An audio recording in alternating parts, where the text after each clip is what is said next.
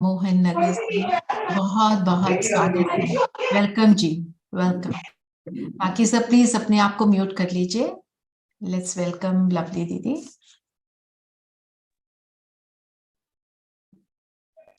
ओम शांति दीदी।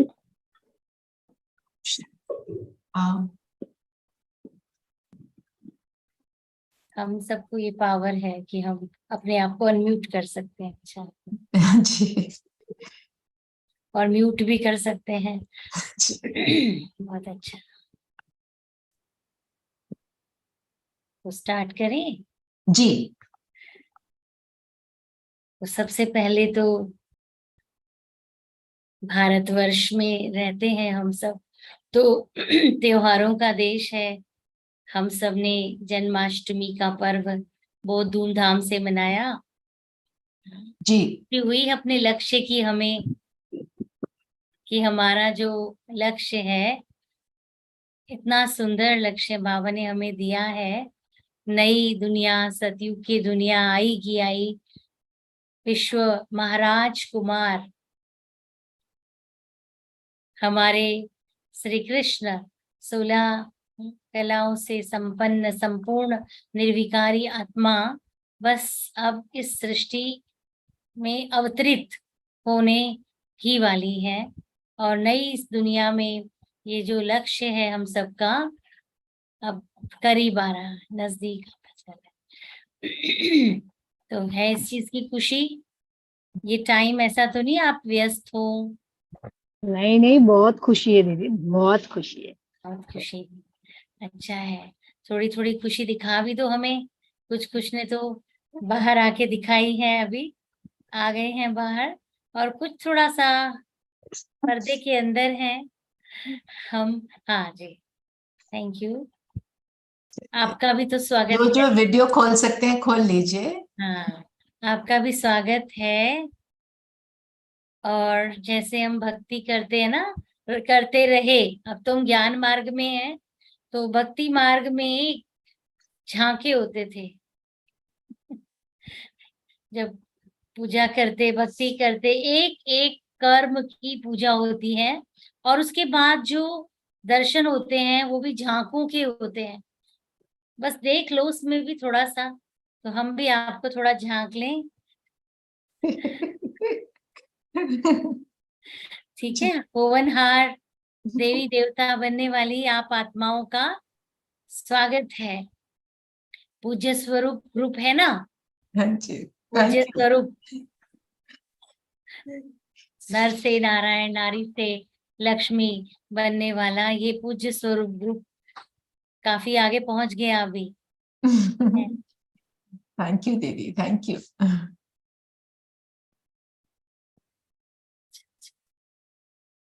इन्होंने कहा अपना पूज्य स्वरूप आप भी लगा लो। तो ये है हमारा सबका लक्ष्य, पूज्य स्वरूप का। बैच एब्सेंट हो गया था और किसी काम में लगे, बैच उतारा और फिर वापस लगाया नहीं। लेकिन मुझे ये कॉन्शियस रहता है कि मैंने लगाया हुआ है। जी हाँ जी। हमेशा याद रहता है। पर जब लगाया ही नहीं तो वो लगाता बनता है।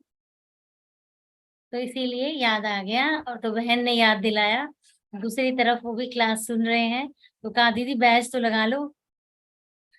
दीदी हमें तो आपका संपूर्ण रूप ही दिख रहा था, बैच तो लगा, तो हमारा ध्यान ही नहीं गया हम लोग का।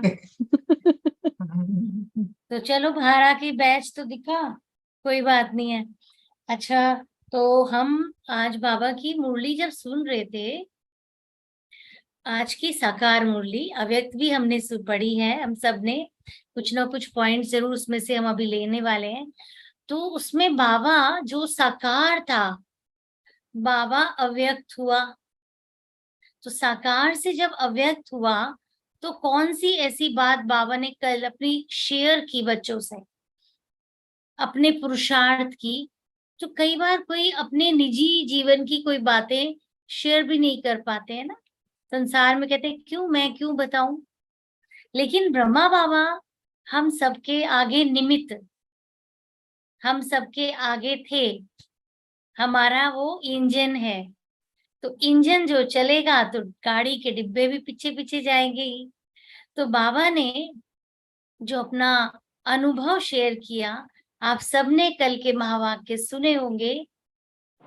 जी दीदी। इतना सुंदर वो पॉइंट था कि बच्चे, मैं दो बातें उसमें आ रही थी बाबा की। क्या मैं बाबा को जब याद करता हूँ तब बाबा आता है, ये दूसरी बात थी। मैं बाबा को याद करता हूँ इसीलिए बाबा आते हैं, या उससे पहले बाबा ने कहा कि कहीं ऐसा तो नहीं कि जब तक बाबा रहते हैं तब तक ही मैं याद करता हूँ, या मेरी याद तब तक ही रहती है। तो ये दो बातें हमको क्लियर हुई। एक तो ये है बाबा का अपना निजी पुरुषार्थ का हम बच्चों को शेयर करना। जैसे कई बार घर में बड़े होते हैं, हम कभी छोटे बच्चे तो रहे होंगे ना, तो बड़े अपनी कोई अपनी अंदर की बात हमको बताते हैं तो हमको वो समझ नहीं आती है, लेकिन जब हम उस लेवल पर पहुंचते हैं तब हमको वो बात समझ आती है। तब तक कई वर्ष हो चुके होते हैं। तो बाबा ने जब ये बात हमें बताई होगी उस समय जो सामने सुन रहे होंगे, उस समय कितनी क्लियर हुई, और आज भी हम वो मुरली सुन रहे हैं तो हम बाबा को निमित्त समझकर हम महसूस कर सकते हैं कि बाबा ने पुरुषार्थ की कितनी गहराई और कितनी ऊंचाई को अनुभव किया होगा। कि बाबा मेरे तन में, मैं हूं, बाबा आ जाते हैं, और मेरा योग लग रहा होता है इसलिए बाबा आते हैं, या जब तक बाबा रहते हैं तब तक मेरा योग लगता है, या मैं बाबा को बुलाता हूँ। तो इसमें प्यार भी है, मनुहार भी है, और एक अंदर से ये भी है कि कहीं मेरा योग तब तक तो नहीं जब तक बाबा है, चेकिंग भी है। तो जब हम कहते हैं बाबा निमित्त, लेकिन अब बाबा निमित्त नहीं है, अब कौन है निमित्त? हम कहते हैं हमारी निमित्त दादियां हैं। अच्छा, दादियां भी नहीं है, रतन मोहिनी दादी जी हैं हमारे, लेकिन सिर्फ दादियां निमित्त नहीं है अब। अच्छा, दीदियां, लेकिन नहीं, अब हर एक को निमित्त बनना है।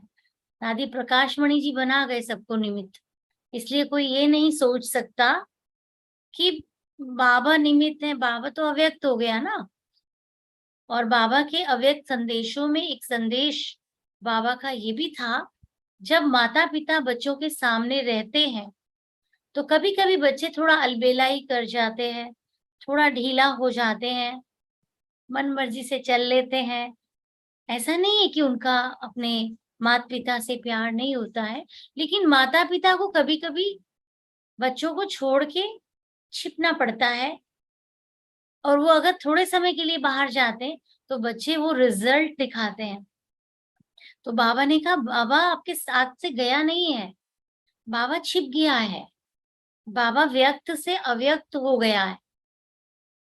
इसलिए हम ये तो कह ही नहीं सकते हैं कि बाबा निमित्त है, लेकिन बाबा ने निमित्त बनकर दिखाया है, एक एक कर्म करके दिखाया है। यहाँ तक कि वो अपने संकल्प भी हम बच्चों से शेयर कर रहे हैं, अपने पुरुषार्थ के वो क्षण शेयर कर रहे हैं।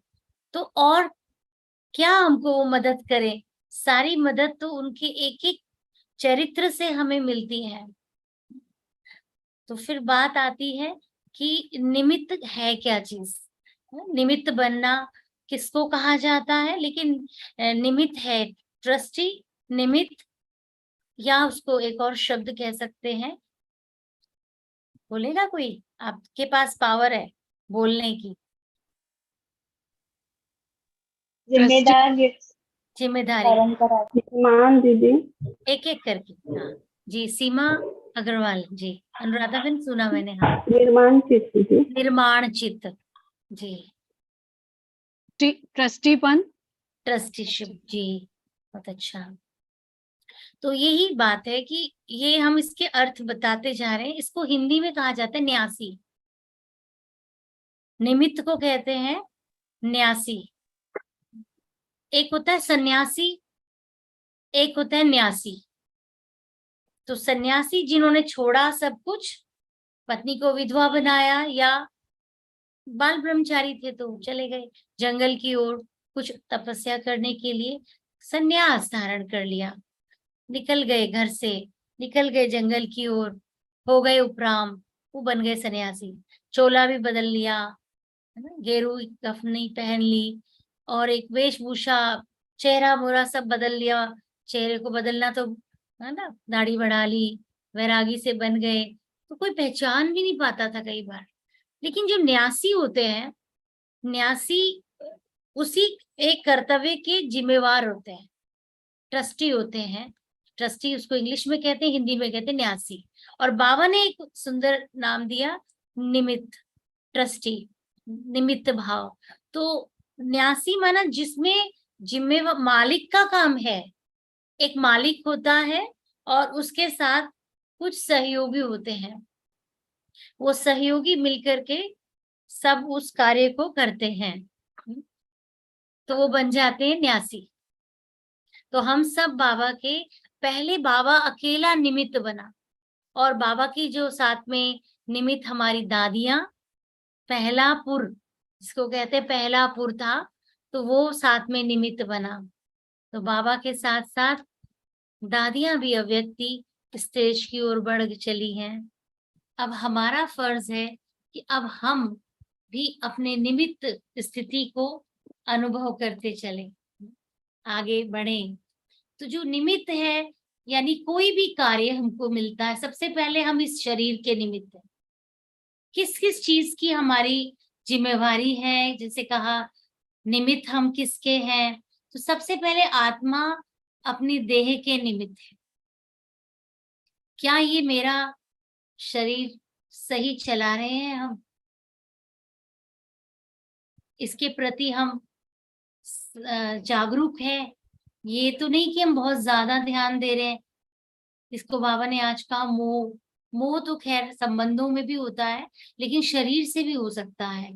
तो कहीं ये तो नहीं अटैचमेंट ज्यादा है, जैसे कोई जिम्मेवार या ट्रस्टी या निमित्त जो हो और वहीं रहने ही लग जाए, जबकि सब मिलकर उस जगह को संभालते हैं, जैसे कोई धर्मशाला हो या कोई और स्थान हो, पर वो सब मिलकर वहां पर कोई कार्य करते और वो वहां पर अपने प्रति उसको यूज करने लग जाए, तो दूसरों का ध्यान जाएगा।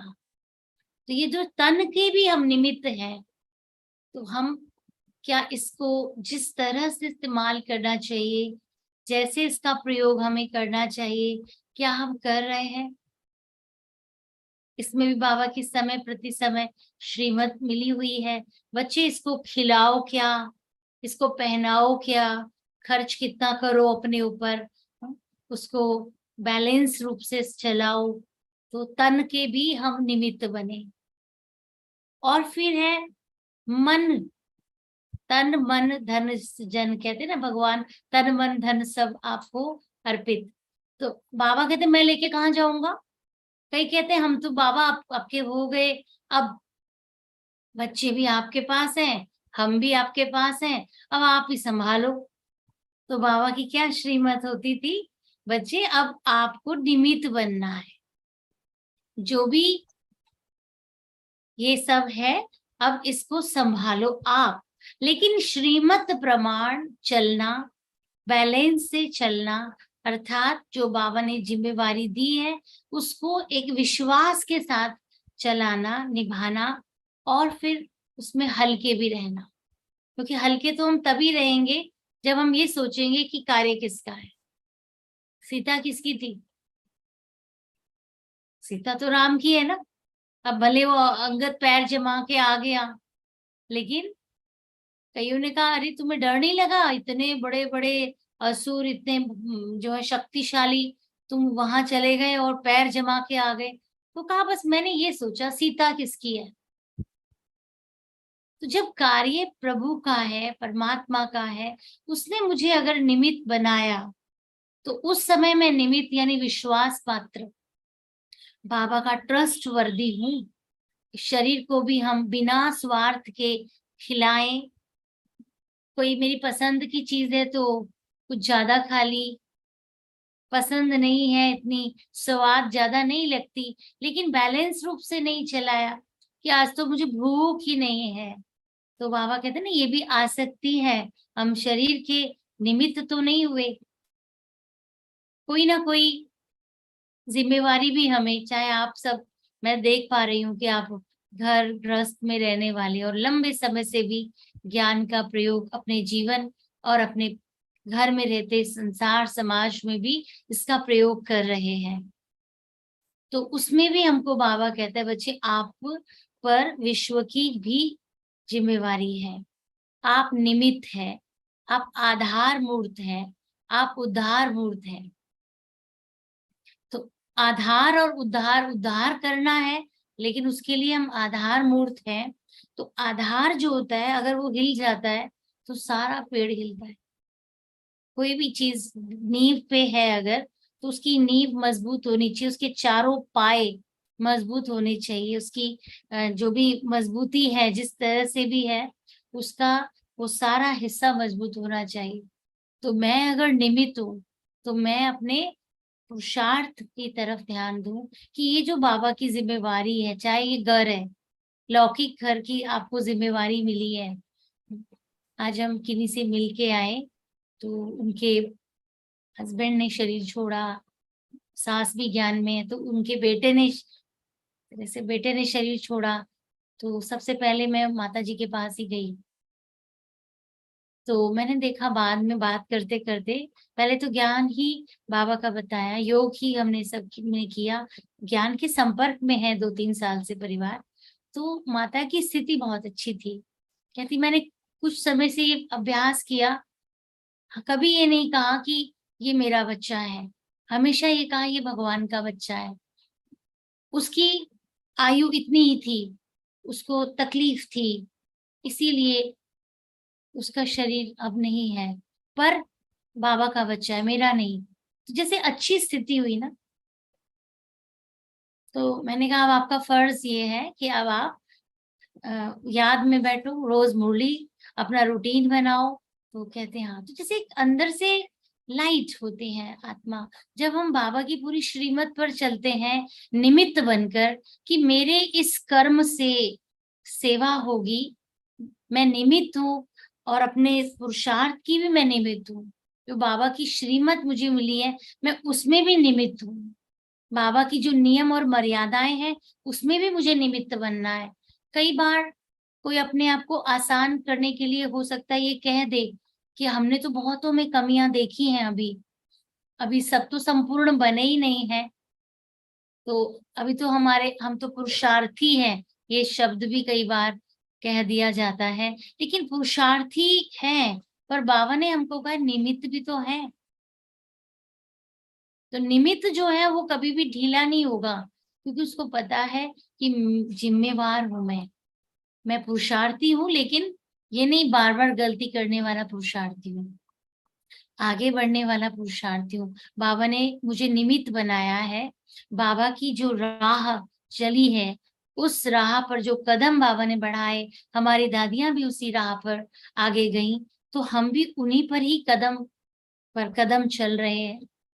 जैसे कहते ना, एक पहले कच्चे कच्चे रास्ते होते थे, बहुत कठिन पगडंडियां होती थी, रास्ते थे ही नहीं, कोई लोग चलते थे तो थोड़ा ऐसे लगता था कि जंगल में थोड़ा सा कोई गया है, यहाँ से कोई पैदल, यहाँ से कोई काफिला गया है, कुछ लोग यहाँ से निकले हैं, तो लोग उनको फॉलो करते थे, उस रास्ते पे चलते थे।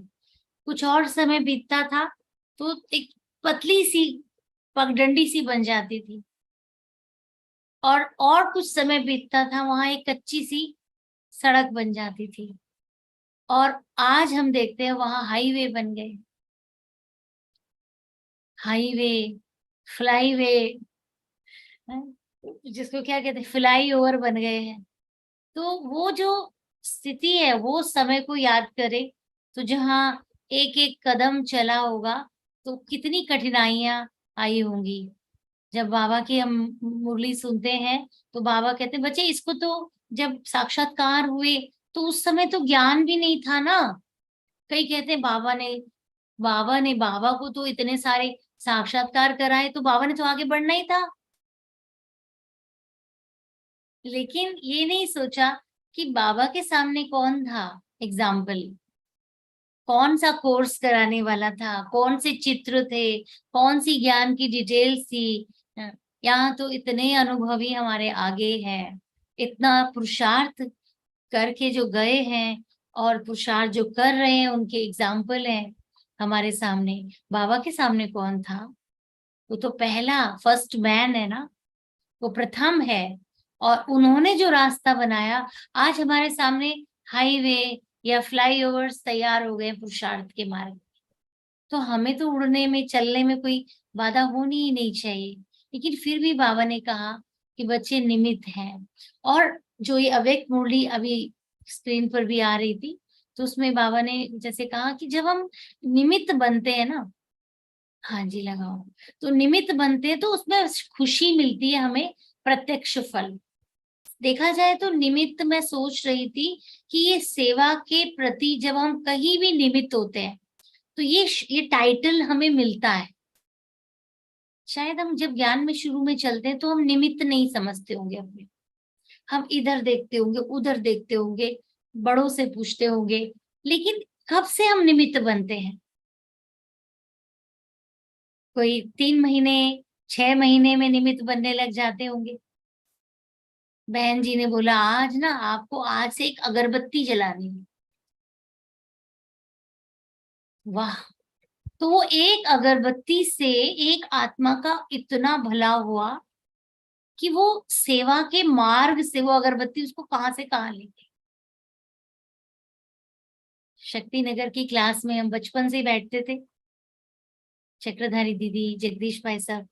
तो वहां पर एक भाई जी जो पूरा साउंड सिस्टम, अभी तो वो काफी एज के हैं, शांत होके बैठे रहते हैं, सब करने वाले और हैं, सतीश भाई शायद कई जानते भी होंगे।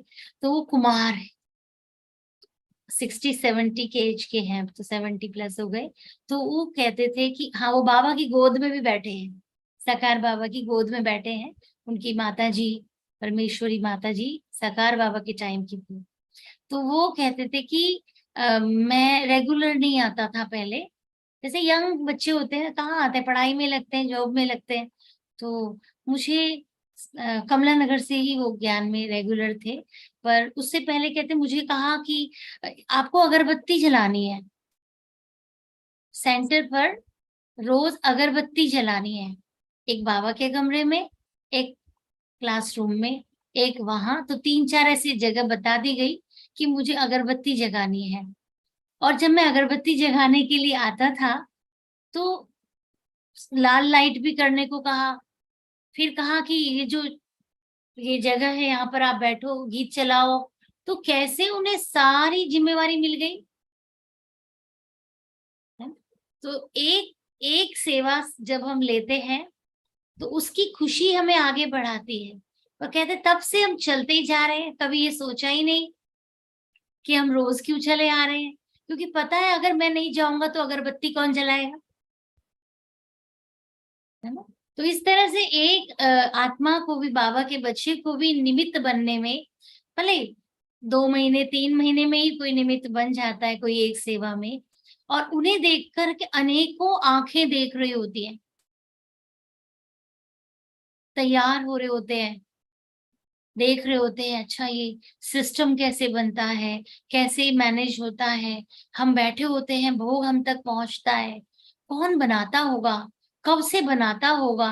अब देखो, देखा जाए तो सुबह से लेकर सारा समय क्लास तक कितनी आत्माएं निमित्त। अगर एक ही व्यक्ति वो सारे काम करे, है ना, तो मजा ही ना आए। लेकिन अनेकों की जो उसमें निमित्त स्थिति जुड़ जाती है तो सुंदर रूपरेखा तैयार हो जाती है।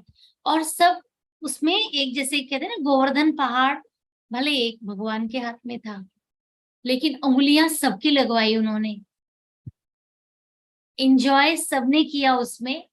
चलो चलो तुम भी लगा लो, चलो चलो तुम भी लगा लो। ये भी हमें याद रहना चाहिए कि जब हम निमित्त बनते हैं तो वो जो विशेषता हमारे में शायद पहले नहीं भी होती होगी, तो वो विशेषता हमारे में आने लग जाती है। कई गीत गाते थे लेकिन उन्होंने भगवान का बनकर कोई बाबा का गीत गाया ही नहीं कभी,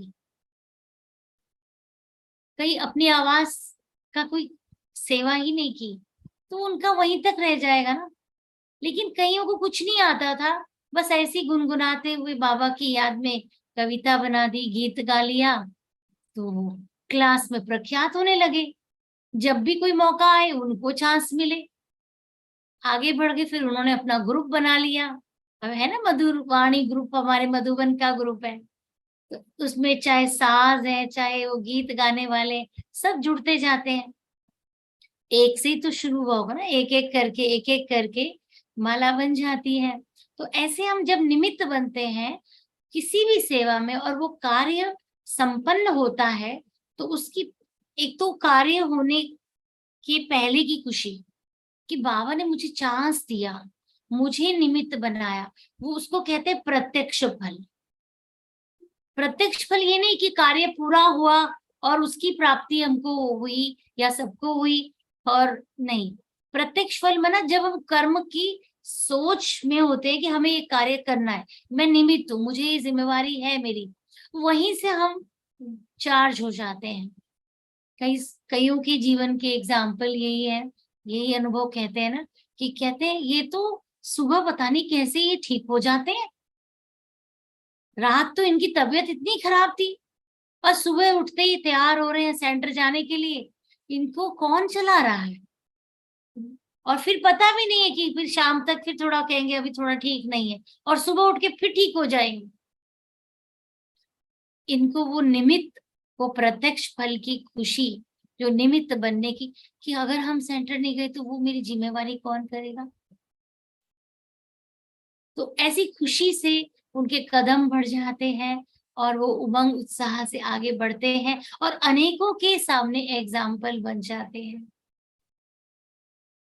तो इसलिए जो निमित्त है, तो सब निमित्त ही है ना आप लोग, क्योंकि जो नए नए होंगे वो तो फिर इसका मतलब आपसे पूछेंगे कि आपको पता है निमित्त क्या होता है, तो आप कहेंगे हाँ ये देखो ना, अब जैसे ये ड्यूटी मेरी है, अब इसमें आप भी मेरे साथ होते, हम दोनों निमित्त हो गए, दीदी निश्चिंत हो गई। हाँ, मधुबन जाते हैं तो ग्रुप भी कहीं लेके जाते हैं, कहते हैं आप निश्चिंत रहो दीदी, हम मधुबन ले जाएंगे सबको। बहन कहती वाह और क्या चाहिए, यहाँ तक भी ड्यूटीज मिलती है, देखो ये भी निमित्त हो गए। तो कितने हम निमित्त हैं, और निमित्त के सामने कभी कभी अभिमान भी आ जाता है, इसलिए निमित्त निर्माण, ये दो शब्द कहे जाते हैं। निमित्त और निर्माण दोनों को साथ साथ भी बोला जाता है कई बार, क्योंकि निमित्त जो होता है उसको ड्यूटी कॉन्शियस भी हो सकता है, कभी परफेक्ट हो, कोई काम गड़बड़ ना हो जाए, वो ऑफिशियल या थोड़ा टोन थोड़ा उसका चेंज हो सकता है, पुराना संस्कार कोई उस पर उस समय के लिए हावी हो सकता है, या जिम्मेवारी का कॉन्शियस हो जाते हैं। तो इसीलिए बाबा ने कहा निमित्त हो, लेकिन कार्य किसका है। आज भी कहा ना, हाथ से हम हाथ दे रहे हैं, काम बाबा आपका है, शक्ति आप दे रहे हो, हाथ मेरे हैं आप इस्तेमाल करो। तो ये निमित्त भाव वाला करण करावन हार को हमेशा याद रखेगा, इसीलिए वो निर्माणता में रहेगा। कभी उसको गलती से भी अगर थोड़ा आवाज तेज भी हो गया ना, तो उसको कोई ना कोई टोक देगा, तो उसे बुरा नहीं लगना चाहिए, उसको इस पर फिर काम करना चाहिए कि मैं निमित्त हूँ। और जो निमित्त होता है उसे सुनना भी पड़ता है, उसको किसी न किसी तरह से शिकायत भी हो सकती है। मान लो कोई भी काम है उसमें अगर थोड़ा सा भी कमी पेशी हुई तो निमित्त के कान पकड़े जाएंगे ना। तो इसीलिए निर्माणता भी चाहिए, क्योंकि हो सकता है वो कार्य आज कुछ परसेंट कम रहा हो, लेकिन कभी ना कभी तो वो परफेक्ट होगा ही ना। हम कंटिन्यूअस चलते चले, आगे बढ़ते चले,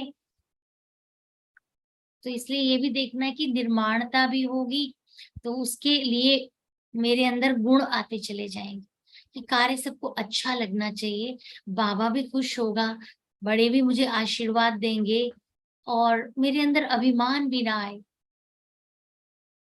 कभी बड़े हमें कोई मौका देते हैं, अपने साथ ले चलते हैं, अपने साथ रखते हैं। आज तो हमारी जो सबसे बड़ी भारत की प्रथम नागरिक हमारी प्रेसिडेंट जो है द्रौपदी मुर्मू, सोचिए आप, है ना, बाबा की बच्ची, उनके साथ खड़े होने का भी सब चाहते हैं कि हमारे को उनके साथ मिल जाए मौका खड़े होने का। तो इसको भी एक तरह से देखा जाए चांस के रूप, अगर नहीं मिला कोई बात नहीं, है ना, तो अंदर से ये भाव नहीं आना चाहिए। जो एक बार की बात है, मुझे याद है, दादी जी सुना रहे थे, जानकी दादी जी, कि जैसे मान लो हम देखते हैं कि ये व्यक्ति सेवा में, कई कन्याएं बहनें सेवा में होती हैं, और उस समय नए लोग आए हुए हैं, प्रोग्राम चल रहा है, वो सब सोचते हैं हम दादी के सामने एकदम आगे आगे आकर बैठे, लेकिन उनकी जो तैयारी है, इनको प्रसाद कौन देगा, इनके लिए गिफ्ट कौन लाएगा, तो दादी किसको याद कर रही हैं? लाने वाले को ना, जिन्होंने जिम्मेवारी निमित्त बनकर पकड़ी हुई है उनको ना। तो वो ये ना सोचे कि मैं तो पीछे हूँ, मैंने तो कुछ देखा ही नहीं। जो निमित्त होता है वो बहुत सारी चीजें मिस भी करता है, हो सकता है वो सामने भी ना आए, तो इसीलिए उसके अंदर उसके कुछ मार्क्स वो अप्रत्यक्ष रूप से तो जमा हो ही जाते हैं। पर बाबा ने कहा बच्चे, भले अप्रत्यक्ष रूप से जमा होगा, पर प्रत्यक्ष फल उसको कर्म करते करते मिलेगा, और सेवा का प्रत्यक्ष फल यानी निमित्त बनने का प्रत्यक्ष फल है खुशी। अगर हम सेवा कर रहे हैं और हमें खुशी नहीं है, खुशी प्रफुल्लित नहीं हो रहे हम, तो बाबा कई बार कहते हैं बच्चे फिर वो सेवा थोड़ा छोड़ दो। बड़ों से पूछ लो कि सेवा कर रहे हैं मगर खुशी नहीं हो रही है, उदासी है, भार लग रहा है, क्योंकि वह सेवा जिसमें हम निमित्त है, जिससे हमें प्रत्यक्ष फल उसको हाथ में लेते ही खुशी होगी कि ये कार्य मुझे दिया किसने है, उसकी रिजल्ट हमारे सामने आएगी हल्केपन के रूप में। और जो कोई अगर शरीर की कोई व्याधि होगी, या कई बार परिस्थिति भी ऐसी आती है, कई ऐसी बड़ी बड़ी सेवाएं परिस्थितियां आई हैं उनमें, बड़े प्रोग्राम, ऑडिटोरियम के प्रोग्राम दिल्ली में हम सुनते रहे हैं कि एक बहुत बड़ा प्रोग्राम होना है जिसमें प्रेसिडेंट भी और प्राइम मिनिस्टर भी साथ आने वाले थे। उसके कुछ नियम होते हैं, अब वो नियम में उन्होंने आकर उनके डॉग्स का पूरा वो आता है, काफिला आता है, चेकिंग होती है।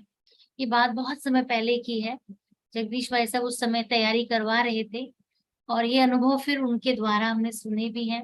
तो कहा कि वो ढूंढ रहे थे कि इनको किसी तरह से प्राइम मिनिस्टर के लिए मना कर दिया जाए, क्योंकि प्रेसिडेंट को तो ये बुला ही रहे हैं, तो दोनों क्यों। लेकिन ये प्रोग्राम इतना बना हुआ है, इतने समय से इसकी तैयारी हो चुकी है, अब क्या करें। तो वो कहते हैं देखो आपकी जो सीलिंग है ना वो वीक है, ये कभी भी गिर सकती है, तो इसमें तो ये नियम नहीं मतलब पूरा होता है, तो कैसे कैसे ना कैसे करके इनको कमजोर किया जाए। और वो उनको फिर बताया गया, नहीं देखिए ये काम तो अभी हो रहा है, इस पे फॉल सीलिंग लग जाएगी, ये हो जाएगा सब। अब उनके पास कोई बात करने को नहीं है, लेकिन बाबा ने कहा बच्चे आप योग में बैठो। एक ग्रुप योग कर रहा था, एक ग्रुप वहां तत्पर था, पूरी रात का योग किया, और अगले दिन परिस्थिति बदल गई, स्थिति से चेंज हो गई। ऐसे बहुत सारे मिसाल हैं। लाल किले के एक प्रोग्राम का भी सुनते हैं हम कि बिल्कुल सारे राज्यों के भाई बहनें अपने अपने स्टॉल तैयार कर चुके हैं, प्लेस कर रहे हैं। कलकत्ता से देवी की झांकी तैयार हो रही थी, इंदिरा गांधी जी उस समय पीएम थी, तो उन्होंने जब रिक्वेस्ट किया गया संस्था की ओर से, तो उन्होंने एक टीम बनाई, गुप्त टीम बनाई, और उसको भेजा वहां, और वहां भेज करके कहा कि देखो के आओ क्या चल रहा है। तो उनके जो भी गुप्तचर आए, उन्होंने देखा डिपार्टमेंट के लोग कि ये जो है यहाँ तो देवी की प्रतिमा खड़ी है, अष्टभुजाधारी, कलकत्ता की तो मुख्य देवी का ही स्टॉल लगाया जाएगा। तो अगर हमने बुलडोजर चला दिया, विदेश के रशिया के प्रेसिडेंट प्राइम मिनिस्टर आ रहे हैं तो वही आने थे उनके हिसाब से, और हमें भी दे रखा था उन्होंने कहा आप दूसरी जगह रामलीला ग्राउंड में कर लो। अब हम ये बड़े बड़े कहाँ लेके जाएंगे स्टॉल्स। तो बाबा को कहा, बाबा ने कहा शांत हो जाओ। देवी की मूर्ति खड़ी हो गई है। जब बताया गया उनको तो उन्होंने रात ही रात वो टीम से सारी डिटेल्स मंगवाई और अगले दिन के न्यूज़पेपर में सुबह छप गया था कि जो विदेश से मुख्य अतिथि आ रहे हैं अब वो रामलीला ग्राउंड में मिलेंगे सबसे। कैसे बाबा ने अपने कार्य कराए हैं, ये साधारण चीजें नहीं है, क्योंकि बाबा निमित्त भी बनाता है तो कार्य अपने हाथ में भी रखता है, बच्चों का पुरुषार्थ भी कराता है, आखिरी तक भी राज रखता है कि बच्चे कुछ भी हो सकता है, पर बाबा बच्चों को लाइट भी रखता है और योग की तरफ भी बढ़ाता है। ये सारी चीजों से हम समझ सकते हैं कि देखो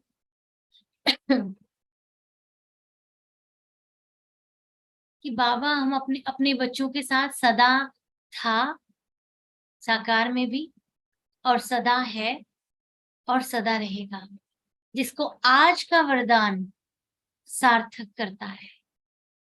आज का वरदान सुना? हम सब जानते हैं मुरली साकार है और वरदान अव्यक्त मुरली से निकलता है। स्लोगन और वरदान अव्यक्त मुरली से निकाले जाते हैं। और आज के वरदान में बाबा ने इतना सुंदर टाइटल दिया है हम बच्चों को कि बच्चे आप कौन हो? जादूगर। जादूगर। जादूगर। जादूगर। हाँ, जादूगर हो, ऐसे जादूगर कि भगवान को भी बांध लेते हो। तो आप सबने बांधा हुआ है ना बाबा को, तो निमित्त यानी कि हल्का, भगवान को बांध लो, उसको बुला लो बहाने से ही। एक बार अव्यक्त बाबा के समय की बात ही है, दादी प्रकाश मणि जी को बाबा से कुछ विचार विमर्श करना था। बाबा की बहुत जरूरत है अब भी। अब गुलजार दादी दिल्ली में है और दादी प्रकाश मणि जी को बाबा से रूबरू होना है, बात करनी है। संदेश से काम नहीं चलना है। संदेशी तो कोई ना कोई मधुबन में हमेशा होती है, आपको पता होगा, लेकिन बात करना हमारा बाबा को नीचे बुलाना। गुलजार दादी दिल्ली में है। बाबा कैसे आए? तो संतरी दादी थी। तो दादी ने, क्योंकि संतरी दादी के तन को भी बाबा ने शुरू में लिया था आधार, तो संतरी दादी के तन में बाबा आया दादी के बुलाने पर। और ये दादी की और मीटिंग थी बाबा के साथ, लेकिन फिर भी दादी चाहती कि मैं अकेली तो मिल ली, जो मुझे बात करनी थी वो तो मैंने कर ली, लेकिन बाकी सबको भी संदेश एक बार आ जाए सब। जैसे घर में कोई आता है तो उससे जिसको मिलना है वो तो मिल लेते हैं बड़े, लेकिन सबसे मिलाया जाता है ना एक बार, तो बाबा से भी ऐसे सब मिले। तो वो दादी का खुद का बताया हुआ अनुभव है, संतरी दादी जी का। तो उन्होंने कहा कि मुझे, दादी ने कहा कि बाबा को एप्लीकेशन भेजना है कि बाबा आए, जरूरी है, कुछ ही समय के लिए चाहे आए। ये टाइम था लगभग 10 से 11 के बीच, 9 से 11 के बीच में रहा। वो नाश्ता हो गया था मधुबन में और भोजन बना नहीं था।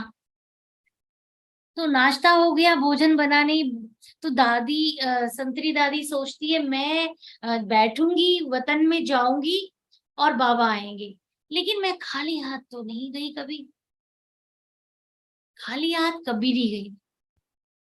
कोई भी दादी संदेशी होती है ना, वो आगे कुछ ना कुछ रखती है। तभी तो सबको होता है ना कि बुधवार को या सदगुरुवार के दिन सवेरे सवेरे फ्रेश फल हो वो लेकर आते हैं, क्योंकि संदेश या भोग कभी भी खाली थोड़ी लगता है। तो अब वो जा रही है वतन में बाबा को कहने, तो क्या ले जाऊं, वो थोड़ा सोच विचार में जल्दी से रसोई भंडारे में वो गई। उन्होंने देखा एक बादाम का पैकेट था जो अभी खुला भी नहीं था, तो उसमें से उन्होंने बादाम निकाले और एक इलायची का पैकेट था, वो 2 डब्बियों में रखा और उस पर रुमाल ढका और भोग की थाली तैयार की। यही भोग था, मतलब अभी तो भोजन बनना था। तो ये लेकर के वो आ गई और फिर दादी के रूम में ही बैठ गई, या जहां भी मैंने वो ऑफिस था वहां। तो बाबा आ गए, दादी के तन में माइक रखा या जैसे भी बातचीत, क्योंकि उस समय तो आवाज नहीं आती ना, थोड़ा माइक की जरूरत रहती है। तो बाबा उनमें आए और दादी से बातचीत हुई। तब तक सब जगह संदेशा मिल गया था, सब निकल निकल के आए, बाबा बाबा आ गए। तो सब आके बैठ गए थे, जो भी उस समय अवेलेबल थे, 50-60 जो भी, तो वो सब के सब वहां पहुंच गए, बैठ गए।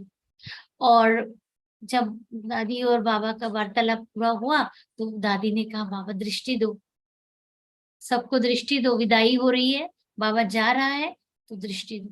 तो बाबा ने दृष्टि देते देते रुमाल, जो भोग का रुमाल था ना, उसके अंदर हाथ डाला, टेबल के ऊपर जो कवर था उसके अंदर हाथ डाला। तो एक बहन आने लगी आगे मदद के लिए, बाबा ने मना किया। ये आप संतरी दादी के अनुभव में आप पढ़ सकते हैं, दादियों की अनुभव की एक किताब है, इतनी वो बड़ी वाली है ना, भाग्य विधाता या ऐसी कोई किताब है। तो मना कर दिया बाबा ने, हाँ आदि रतन में है। तो उसमें बादाम और इलायची वो मिलाकर बाबा ने सबको दे दिया, और बाबा चले गए मिलकर सब बच्चों से। और बाद में जब दादी को बताया, बाबा ने हमें दिया देखो, तो उनके लिए भी रखा। तो कहा कि वो कहती, मैं हैरान, मैंने बहुत थोड़ा थोड़ा रखा था, और जितना ये बता रहे हैं सभा थी, और इतना इतना बाबा ने दिया। तो कई चीजें ऐसी यज्ञ में हुई हैं जिसको बाबा हमेशा कहते कवर रखो, क्योंकि चमत्कारों में नहीं जाना, भले हम जादूगर हैं, लेकिन बाबा ने कभी भी इन्हें फैलाने को नहीं कहा है, क्योंकि पुरुषार्थ अलग चीज है, भावना अलग चीज है। तो बाबा हमारी भावना पूरी करता है। दूध का भी सुनते हैं हम, दूध खराब हो गया था, दही भी जमानी थी, चाय भी बननी थी, और रात को दूध भी पीना था, कुछ हिस्सा दूध कम हो गया। तो अभी बाबा ने रात को सबको, साकार बाबा के टाइम की बात है, सबको अपने हाथ से दूध दिया, सबके ग्लास में लोटिया से दूध डाला, और सबने वो दूध पिया। और क्यों? क्योंकि बाबा तो दृष्टि से निहाल कर रहे थे ना, जो रोज कहते थे थोड़ा और डाल दो, थोड़ा और डाल दो, आज वो दृष्टि ले रहे थे। तो बाबा ने इतनी चतुर सुजान ने सबको दे दिया, संतुष्ट कर दिया, सब पी भी गए, और अगले दिन के लिए भी बच गया, दही भी जम गई। ऐसा है हमारे बाबा। तो बाबा के होते तो बच्चों को कुछ सोचने की जरूरत ही नहीं है ना। तो निमित्त बनना बहुत सहज है, बहुत सरल है। बाबा ने कहा, अगर तुमसे कोई गलती भी हो जाएगी ना, फिर अगर जो निमित्त है सच्चाई सफाई वाले हैं, जैसे ब्रह्मा बाबा नंबर 1, तो वो गलती भी मैं अपने ऊपर ले लूंगा। इतना तो बाबा और कर रहा है, और क्या। दुनिया में तो बेचारे जो ट्रस्टी होते हैं उन पे केस चल रहे हैं, वो प्रॉब्लम्स में फंसे पड़े हैं। प्रॉपर्टीज ऐसी पड़ी हुई हैं, दिल्ली में ही कितनी प्रॉपर्टीज ऐसी हैं जिसका कोई ना वली वारिस समझ में आता है। कहते हैं लड़ाई झगड़े चल रहे हैं उनकी, पता नहीं कब की प्रॉपर्टियां हैं, आपस में कितने इनके वारिस हैं, कितने इनके ट्रस्टी हैं, आपस में उलझे पड़े हैं। लेकिन यहाँ बाबा ट्रस्टी भी बनाता है, हल्का भी रखता है, खुशी भी देता है, भाग्य भी जमा कराता है, और निमित्त निर्माण और निर्मलता यानी पवित्रता, शुद्ध बोल से आगे बच्चों को बढ़ाकर उनका भाग्य जमा कर। ओम शांति, ओम शांति। समय हो गया। ओम शांति दीदी। थैंक यू सो मच दीदी, बहुत अच्छे एक्सपीरियंस, हम लोग खो गए थे आपके एक्सपीरियंस। ओम शांति दीदी। ओम शांति सभी को।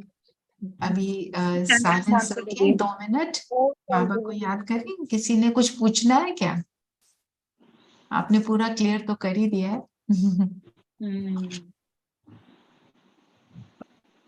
सब पुराने दिख रहे हैं।